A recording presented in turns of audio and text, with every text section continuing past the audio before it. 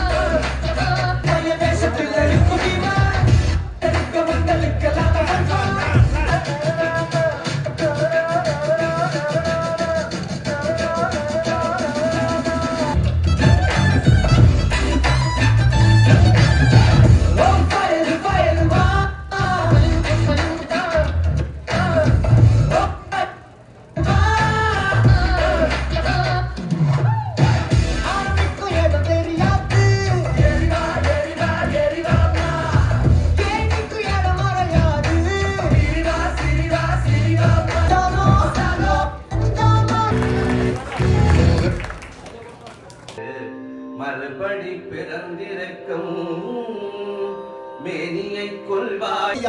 போவழியே நாதா, என்ன பேச்சு பேசிவிட்டீர்கள் நாதா, என்ன பேச்சு பேசிவிட்டீர்கள். மணிதாண்டியோடையும் பணிதாண்டிய பத்தினியும் ஒன்றுதான். போவழியே நாதா, என்னுடைய தந்தையார் வீட்டுக்கு சென்று வருவது குற்றமா, அங்கு நின்றது குற்றமா, நின்று மீண்டு வந்தது குற்றமா?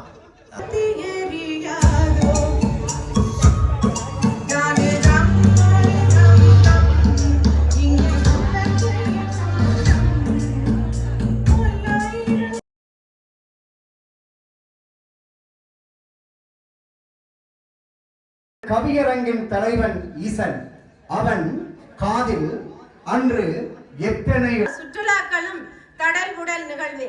ஊரை விட்டு செல்லுங்கள் ஆபத்தான அசரீரிகள், ஊரை விட்டு செல்லுங்கள் ஆபத்தான அசரீரிகள். அடுத்த கணமே பெட்டி வாய்களுடனும் பிதுங்கு விழியுடனும், அடுத்த கணமே பெட்டி வாய்களுடன்.